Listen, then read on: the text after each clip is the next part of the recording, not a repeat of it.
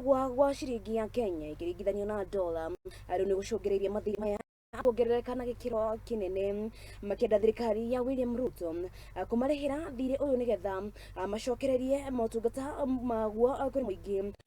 Kabuni ino ninyitanire na kabuni ya Ndege ya Afrika ya muhuro na Nigetha kuongererithia biashara ino ya ukui. Mwandikito wa irimu wa Kimani no ratariria ici makeria.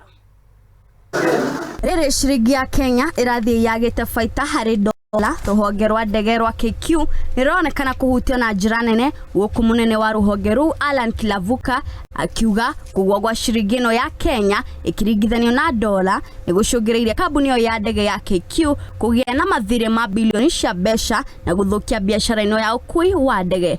We pay about 70% of our expenses are in US dollars. So it is, we say it is covered.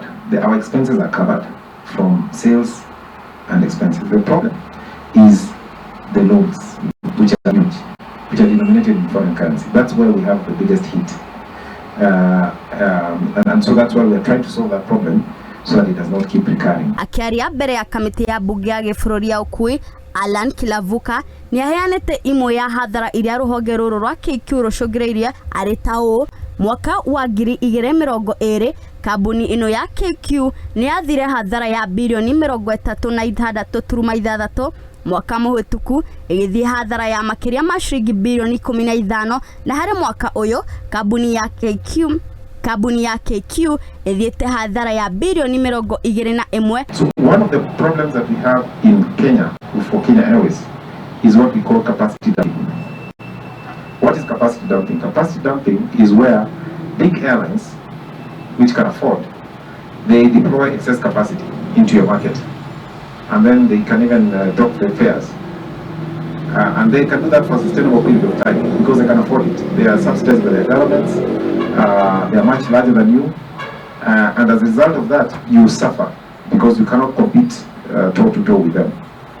So we have been engaging government to stop capacity dumping. In other words, we don't want airlines to deploy capacity that is not needed. Kabuni eno ya KQ riu ni nyitanire na kabuni ya ndege cia Afrika ya muhuro makienda kwagithia biashara eno, guku makienda thirikari ya William Ruto guteithiriria hari kuriha mathire maya na Nigetha gucokia utungata wacio kuri muingi guku bururi-ini. There are two things that are critically important. Airlines need to have positive working cash flow, and for them to have that, they have to be properly capitalized, and I think I've repeated this many times, but that is extremely important. How to be properly capitalized. Secondly, they have to run operationally efficiently. I think we've cracked the second one, which is running operationally efficiently. We want to make that sustainable going forward so that it runs within the culture of the organization, that we are an efficient airline. Secondly, once we raise the necessary capital to deploy it properly. Thirdly, we want to diversify our revenue so that we don't rely. Right today, with 90% of our business is passenger business. Many airlines are not like that.